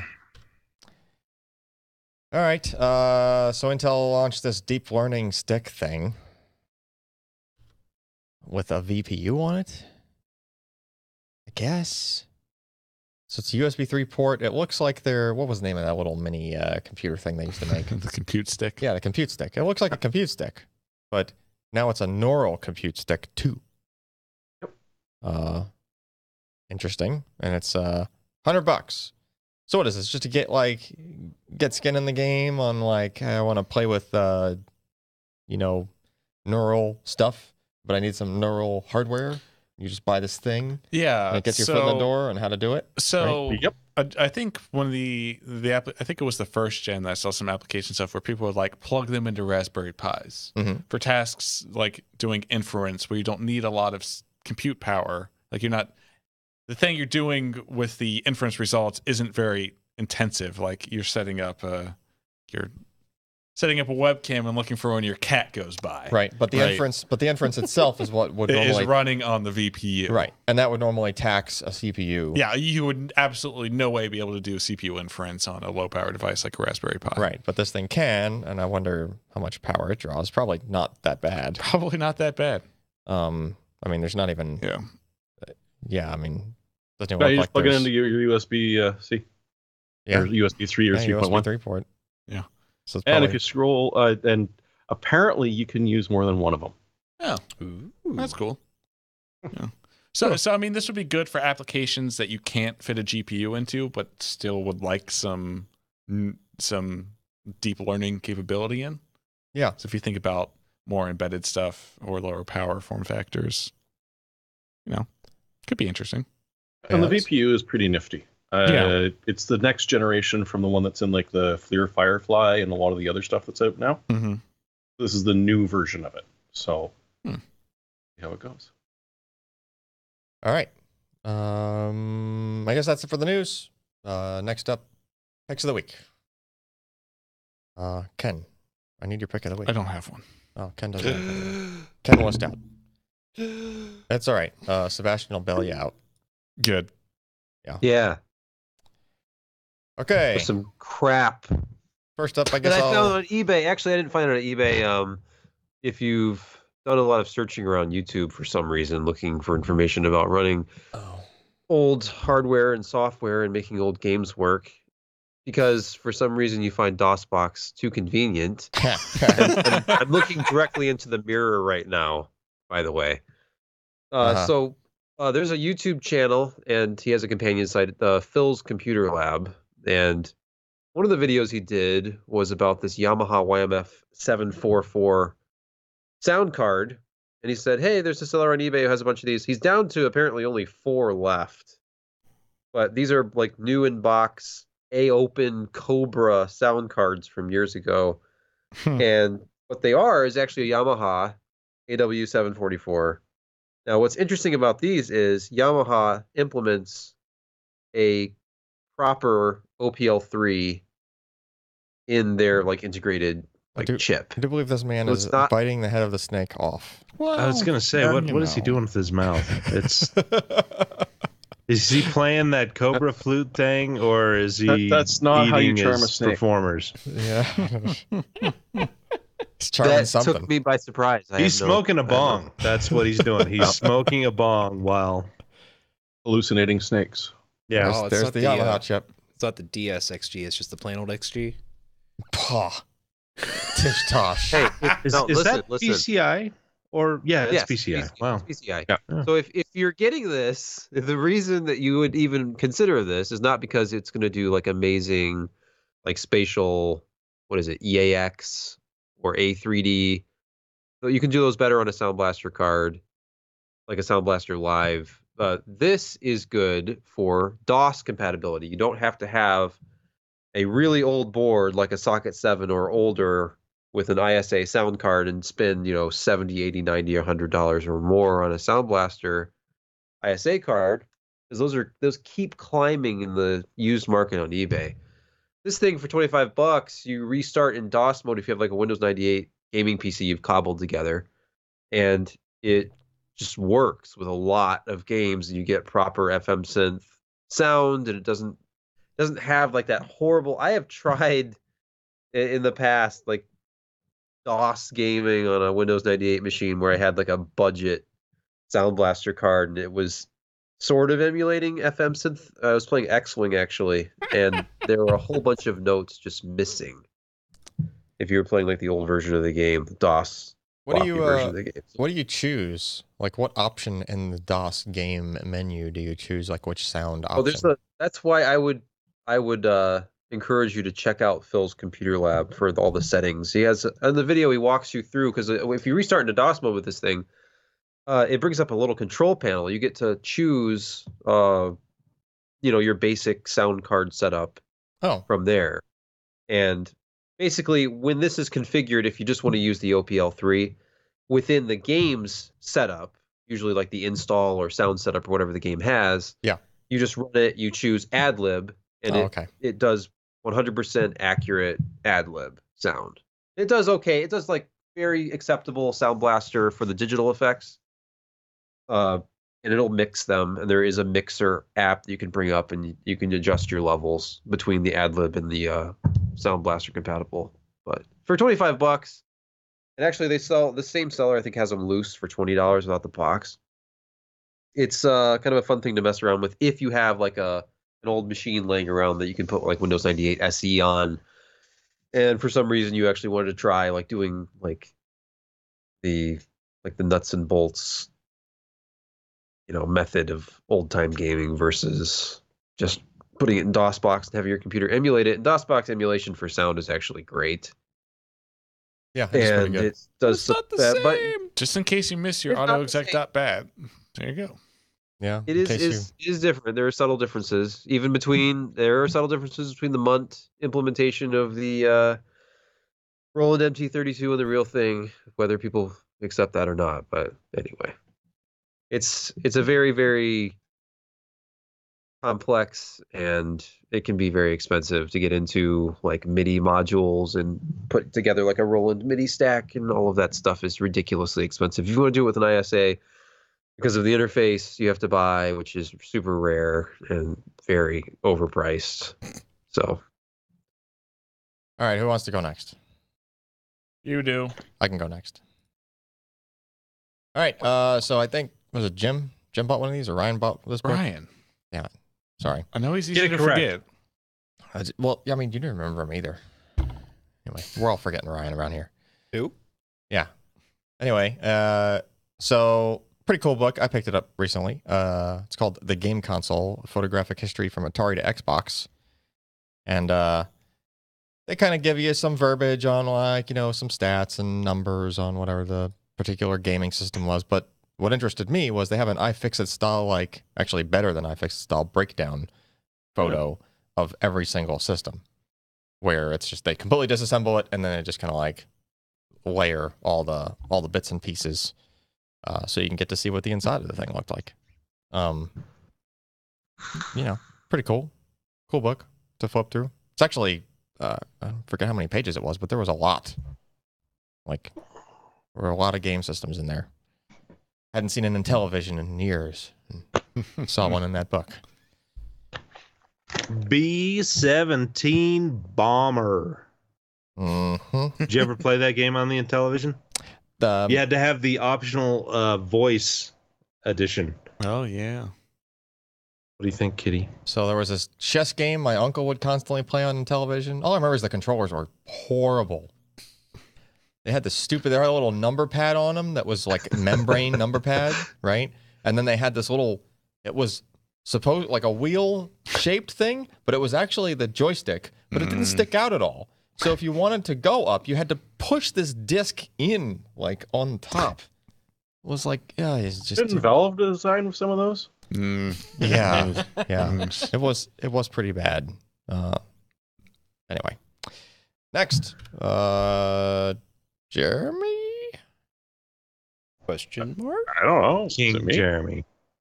Yeah, it's Jeremy. You say so. So the Hackaday prize is finally completed, and the number one winner is actually kind of interesting because everyone should have a robot arm called Dexter. There's nothing horrible that could happen because of that Yeah. whatsoever.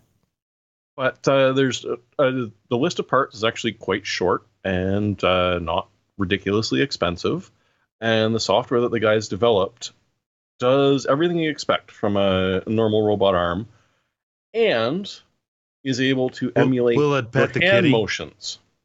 Okay? What? It can pet the Ah. kitty. Ken, you got a 3D Yeah. printer. I do have a 3D printer. You need to get cracking. Yeah. But This with the is right awesome. equipment, you can actually teach it how to move using your own arm motions, which is generally stupidly expensive if you're going to be buying a robot arm. But can you teach it how to love? Well, I think it Depends on how good needs a speed upgrade. 'Cause I'll that's- do You like mean like it the slow physical and- act of love, Ken, or And like a the grip emotional downgrade. side? Because I'm pretty sure you could just program in the physical side. All right. Oh, it uses an FPGA for processing. Fancy. and force feedback. You can build it yourself. It's just not Wow. going to be a ridiculously hard project if you've got any idea what you're doing with FPGAs. So hey, give it a shot. Interesting. It is interesting. All right. Next. George. Yours Schwarif. So, being original, I'd like to point these things out. But the price of higher end G-Sync monitors are going down. This is a VA panel, goes 120 hertz. G-Sync, $799, another $20 off if you use the code. Curved. This would really replace my current 3 monitor stand. And I'm seriously thinking about this. Maybe next month. There's got to be another special coming out by next month. But the Oh, wait a prices on these things are going down. Hold on. This And is it's nice. This is 800, and then isn't this plus 20% off with the promo? $20. Yeah, so what? It's like $20, right. $779 Okay. dollars and 99 cents. Yes, Yes, it's not a huge chunk off, but well, these things are going budget when AOC is making them. Yeah. Right. makes me happy. It's a nice looking stand for that monitor. Mhm. It looks like the bezel might be gloss, which is ugh. But I don't care. But it has a headphone hanger. See that Oh. thing Yes, sticking it out does. that looks like it's going to impale you? yeah, Where you hang your headphones. You know what I'm saying? I see. It looks like the handle of nail clippers, I know. kind of. Yeah. Ooh, or a So they just keep going down in price. We had that Alienware one last week that arguably might have a few more features, but it's $100 more, 120. Yeah, and this is still Yeah. a 120 hertz panel. Yeah. Does Monoprice have an equivalent for like $200 yet? No, I don't think that yet. I was looking, and no, they've got a nice FreeSync one though. Yeah, I don't think they're in the Let's G-Sync see. game. Yeah. No. No, You know what? Hey, what's the range on that FreeSync? What if it's fine? no, it's like 45 to 120 There you go. or whatever. Pretty good. Right. All right. Alex, and then I guess Ken has a pick. Ken No, did I sneak don't one. have a pick. Oh well, then why is there a thing here? Dude, I will click on Somebody- it and see. It's almost like we all have access to that document. We'll save that for the episode. We'll save that for later. Okay. So mine, Alex got something. I do. And this was something that showed up. Was this? It was on Steam sale last weekend. Yeah. And this is called a game. It's called from a a while game, back. It's a Risk of Rain. Uh-huh. This was released back in 2013, which was ages ago. It was on sale for $2.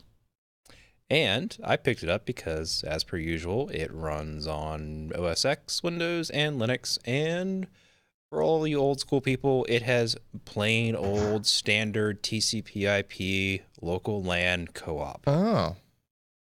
So I picked up a copy of this for myself, my cousin, and my wife, and I think we've probably put 25 hours into it. Really? It's a very simple game, six levels long. It's got an old school Commander Keen, like 8-bit look to it. It's very old school. Randomized generated spawns. And it's roguelike. So the longer you play, the harder it gets, and you will die. At some point, it will happen. Okay. So I think right now it's like $10. They're coming out with Risk of Rain 2 in January of next year, but it's all 3D and but this will run on a potato. All right, sweet.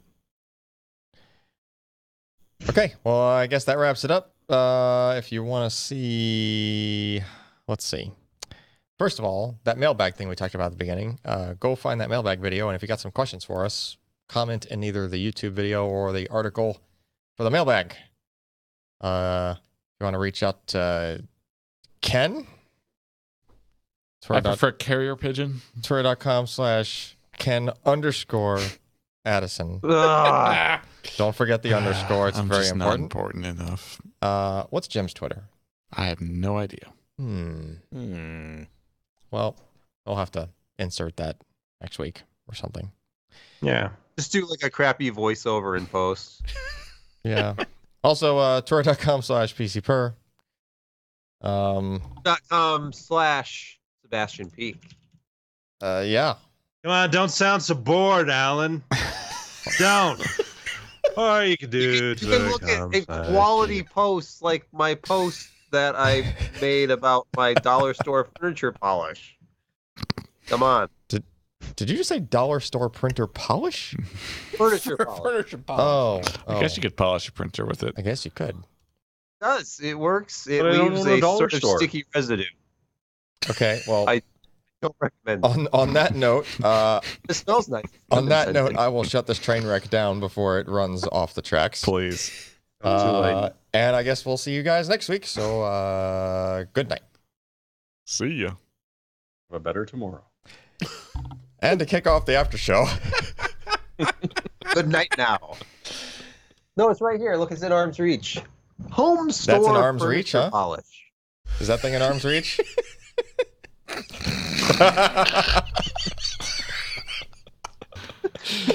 What are we Oh, watching here? That's Is this so the? great. That's the wrong button you're about to hit.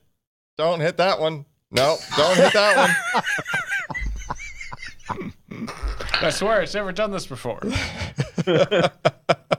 And there's your Maker 2018 winner.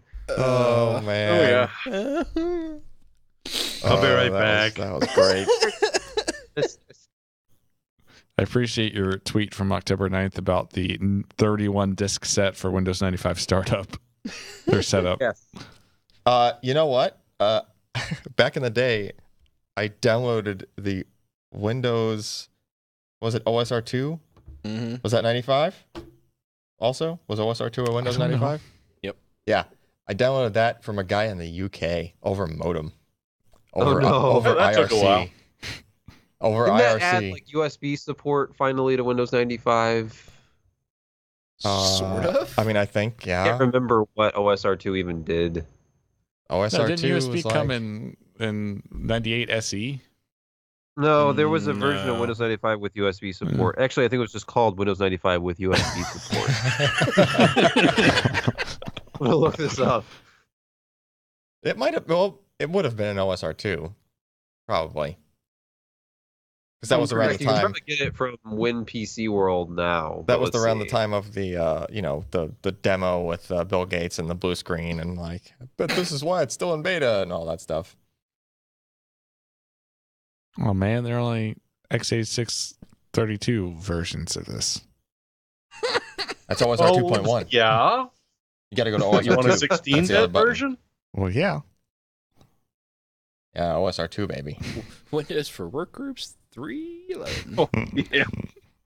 3.1. Those are 2.5. I didn't even know there was an OSR 2.5. You're missing out. Would you like a network stack with your operating system? Sorry. Yeah. NetWare Oh, 3. man. Let's boot to DOS. That was- then boot the that was- operating system from That there. was back when I got my Pentium, was it SL2W8 version of, what the hell was that? Yeah, it was the slot 1 Yep. processor. SL2W8 was the one that you could just basically overclock from 300 to 450 megahertz. Archive.org just hosts Windows ISOs now? What the hell? There's a whole bunch of crap on archive.org that you would Wow, seriously, see- with the think is a freaking, little bit suspect. That was the. I mean, it's legal Windows standpoint. 95. Just saying. I know they don't care. They're not Yeah. enforcing anything old. Oh, Like, so I think it even was- Windows 2000 is considered kind of abandonware by now. Yeah. If you want to play all those old games, Not for a on, lot of companies, it isn't. what was that page you Oh, were on that oh. had all the different OSR versions of? I don't know. Somebody linked it. Oh, Oh, the one from Vetman. Yeah. No, WinWorld PC. Yeah. WinWorld PC has everything. One Well- World PC. As he says, everything before XP. I'm going to go back to Chicago. I got That's going that to be reference. my lead operating system to actually get work done. You know, you would be less distracted by things like the internet, since it wouldn't work. I've actually been tempted by that. Like, get a really old laptop, but then you run into the problem of We've like old constantly laptops talked have, about like, this, an hour, Sebastian. like an hour's worth of battery life. There was this guy on the 20 submarine. minutes of which is blown just booting it up. There's this guy on the submarine that would go on and on and on for hours about frickin' OS2 Warp. Oh, yeah. Everyone knows one. He was one of those guys. They were literally everywhere. Mm-hmm. And there's What exactly does OS2 do on top of like Windows 3.1? It's not on top of It's not. Windows It's its own. 3.1. It's Oh, it its just own thing. replaces it? Yeah, it's a complete replacement. Yes. Yeah, OS2 Warp was pretty Also, serious. also known as not compatible with any applications anybody ever wanted to use, which Yep. is probably why it failed. It was a great idea though. But it, what was it? Was it Object Rex? Was that the one that came with Warp? I think so. You're talking the GUI. No, to the programming language. It was, Oh. well, it was a commercial OS that had a full build chain built in with it, and it was. So back in System 6, System 7 on the Mac, where it had HyperCard and That was buying Wang back then. yeah, what was AppleScript? Was it AppleScript? Yeah, that's it. Yeah. AppleScript. So that wasn't the first time that was a thing. That really came out with Warp. Yeah. Because you could instrument and automate pretty much everything, and that's why people were so rabid about it. Because you could do all this really cool stuff, and like you're talking together, but it could do this and this and this, and they're like, and how is that not awesome? So I might have been one of those guys back in middle school. I could tell. Yeah, just Si- Like I say, there's always one. They're everywhere. Seeing the virtual PC VHDs for Win95 Chicago on the site makes me remember. You ever heard the, I don't know, theory, rumor, truthiness that the Windows on ARM emulator is based on the virtual PC code? Virtual PC code ran better than that. I've seen it in multiple places, like some trustworthy places. Ooh, and Xmas would like to correct me. Uh-oh. OS2 became NT, and then it was split to become Warp. So there was some commonality between those, where they went their separate ways. Ah, yes, NT. Not today. Yet another nightmare.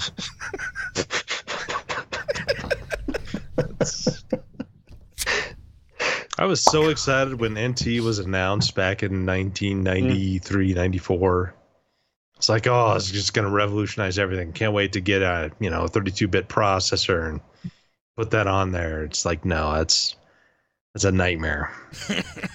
NT 4.52 or whatever was the common. I Running can't remember. novel NetWare on top of it. Oh yeah, don't Yeah. forget that. If you want an extra bit of pain. Dude, we did the previous place I worked at. We had Novell for Oh, we had a long time. maybe 10 months ago, and some of them. Freaking It had some pretty interesting features to it. The later versions. They did a lot of good things. Was there, but- was it NetWare 4 that had the whole sort of pre-AD built into it with the object hierarchy? I don't know. I think I got don't into remember it that far around. back. I can't remember when. I try to block those memories out. If you administrated on Novell NetWare, like I remember, it's very much like Active Directory. Mhm. Yes. My first Yeah. like technical IT job, I was like 18 or 19 when I was actually made a sysadmin for, which is a ridiculous title for what I actually did. But I did have to actually create new containers and put in new users and set up group-wise email accounts for people. Oh yeah. Wow. Oh yeah. And all of the workstations were running Windows 95 on Pentium, like 166 processors. And we ran Novell NetWare on top of that. And, surprisingly, the performance was not good. And this was in 2000, actually. Wow. We were still on Windows 95. Boy, that's like all 6-year-old hardware at the time, which was Mhm. Yeah. Some of which was quite Terrible. unreliable. One of the computers in my office, actually, if you slammed your hand down on the desk, it would freeze the machine. There was another guy who'd come into the office and he'd be like, "Hey, Sebastian, how's it going?" Ah! And then my computer was frozen. Like, everything was gone. Like in the middle of like some spreadsheet I was having to come up with, and it would just be gone. Before autosave. Yeah. Yeah, Lotus Notes did not do autosave so well. no. Was But Novell had backup features and internals in that Microsoft didn't integrate until much later. It was weird, like the right click, not reclaim, but restore type stuff that they had integrated in there before Microsoft had an easy way to do that. So there were some positives to Novell for a while. But yeah, they then bought up SUSE, and now they have OSE, OpenSUSE Enterprise or whatever, I can't remember, but they're SLES, SUSE Enterprise Linux, and Novell's been like bought and sold and bought and sold and bought and sold and split and remerged, and they've been around. Hanging out in back alleys will do that to you. out of Utah. Weird. This was probably back in the late 80s, early 90s. Was Pegasus Mail a thing? Yeah. I have some vague recollection of that in regard to Novell, but I can't really formulate it. Yeah. I can't say I ever used it, but I heard of it. The group that used Novell, they loved Eudora Mail Client. Eudora. Yeah. Oh, Eudora. I have a feeling that Daimler Chrysler is probably what kept SUSE going for a long time. All these wonderful memories I'd managed to repress. Yeah.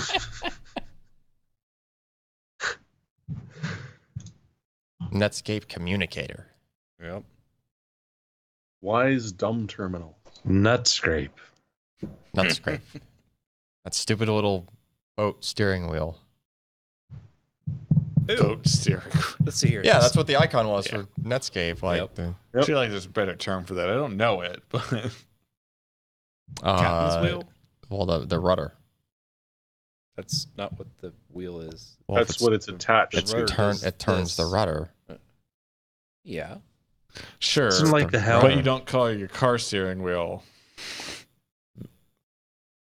by what it turns. I'm trying to think of what they call it on the sub because it's not like a wooden wheel on the sub. But, Lane.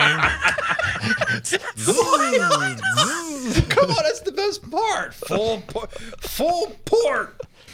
yeah, just spin this. It's got literally like a hemp rope, just running like you're walking all the way to the back of the sub, and you just see these pair of hemp ropes just like trucking next to each other. Oh, must be turning right. Starboard. Come on. Yeah. Oh, what was the other piece of software that came up recently? Was it Metro X? There is actually like if they're passing orders down from the bridge, just to avoid confusion, for like they'll just say come right, steer course, whatever, come left, steer course, whatever, steer course, and then they'll give you like a bearing. Sebastian's John like, Paul Jones is so 378. disappointed. So disappointed. And they do that because sometimes they actually want to make like a 270, right? So, and then if the kid on the helm is no, the wheel is not called the helm, is it? Well, the helm is You should know this. You're right, I should, but You're manning the helm. I didn't serve on things that had the wheel to spin. It Why just don't had, we use it had Google? a freaking Google. It had a Josh Ship's Tech wheel. It had a Josh Tech like racing wheel. I think it It's actually called a I boat's think it wheel actually or a ship's unclipped. wheel. I think it actually unclipped for when Could you put in an F1 wheel? well, it actually moved in and out as well. Like you could if you Gotta wanted go to up and dive. down. An extra axis. If you wanted to Holy dive, shit. you push down. If you want to pull up, you literally pull up. Pull up. Pull up. This earlier conversation reminded me that I was shipped something by mistake a while back. Yeah, I'm And- sure it was a mistake. The eBay seller sent me a note saying, "Oh, hey, I shipped you the wrong thing. Just go ahead and keep it." I'm like, "What is it?" Because I hadn't even gotten anything yet. Finally, this It was a horribly- petrified piece of dog shit, What right? was it? In a It was a brown paper bag. this was inside of the box. It was a little It was Debbie's too warp. box. Oh yeah, You were damn close, Nice. Josh. Oh, look. Helm Plus 2 for wheel. Windows. it's not warp. It's just OS2 for Windows. I don't know if that is warp or Isn't it like That's just a pre-warp. shell that runs on top of Windows? It That's why sucks I have no idea performance. what this is. I've never installed it. The Look at that. discs and everything Oh. inside are actually still sealed. Sounds And like a they're little- YouTube video. Oh. Yeah, you need to make a video of this, Sebastian. Look at this. Like, This has to be complete because this thing is overflowing with ads and documentation and sealed floppy disks and You know, it's Oh, yeah. weird. I think it literally runs over top of Windows like a shell. It's bizarre. But it changes all the icons and What was this? commands, but it all just runs on Windows, if I remember correctly. What was it? OS2 OS2. Really? pre-warp. take Windows to a higher level. Hmm? OS2 Exactly. for Windows brings a new level of power and performance to your PC. You're not on Windows Impulse can anymore, kid. Exploit your hardware in ways that simply could not be done. Exploit your hardware. Back when you could use that word. Yeah. Exploit your sister. No. OS2. Never mind. I won't go down that road. Hmm. So yeah, requires a 386 SX compatible or higher I'm out. processor and at least 4 megabytes of memory. SX, but huh? IBM recommends I got at a least, DX. Is that okay? Yeah, that was just the pro. well, that's better. processor. Yeah, no, the 386SX was running on a 286 bus, while the 386DX had the true 32-bit, bus. And was that with Not- or without the Mathcrow processor? No, I mean, did I'm confusing my. I thought SX. Okay, Josh. no does SX SX did not have a coprocessor, but it No, ran it did on a not. 286 bus for Yeah. cheap. Yeah, it was the 486. Wait, couldn't you take a DX and an SX and swap them in the same socket? No. No? Which No. one had the co-processor that actually sort of took over and ran the whole thing? Was that the 486 with the 487? 486. No, that was the DX. overdrive. Oh, okay. You plug a CPU in the overdrive, and it totally just disables the first processor in there. Yeah, but before that, there were coprocessor Yeah, slots. Optional. yeah, the 287, and then it was a 387. Yep. But the 486 was the one. The SX didn't have the floating point. The DX did, though they used the same bus. Oh yeah. I was just glad that I wasn't deciding between extended memory and expanded memory at that point. IMM.sys, baby. Yeah. Uh-huh. EMM 386. Mhm. What a freaking nightmare. It was. I remember trying to install a game and it said I didn't have enough memory. And like, well, this machine has like 4 megabytes. This should be fine. And no, it let you create a boot disk, and then it would load its own memory manager. And I had this whole intricate 86, baby. I had this whole intricate batch thing that if I wanted to play, Police Quest, I'd type it, and it would swap out the config sys and auto exec. It was like that, an old reboot the- Apache Yeah, it would, helicopter game. It would The same swap damn the whole thing. system config with the separate set that I had, and then it would reboot the box, and then it would run the game. And then when you exited the game, it would swap them back and reboot the box. Such a freaking pain in the butt.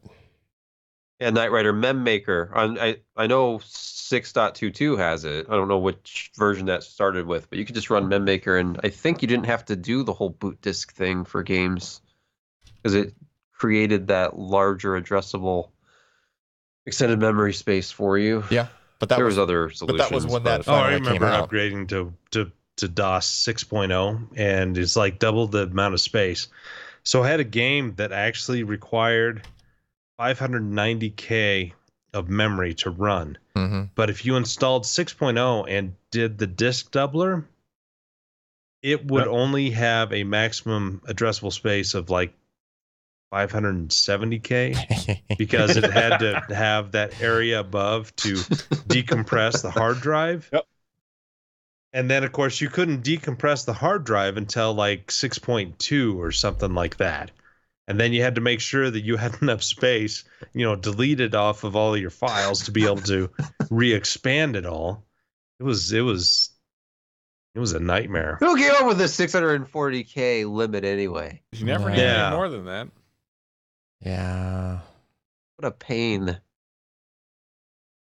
Thank God Windows 95 came along and changed the way Yeah. we use our computers. Was it Windows 4.0 was the original thought that they were going to name that, and then 95. All right, I gotta go. Yeah. I'm sorry, Is it- people. Well, you all have It's been a long day. I'm tired. Yep. I was up early, stay up late. See, I'm breaking out. Mm. What time is it for you, Josh? Is it 9 or 10 o'clock? It's 9:54. Oh, okay. That's pretty Soaking wet. specific, but-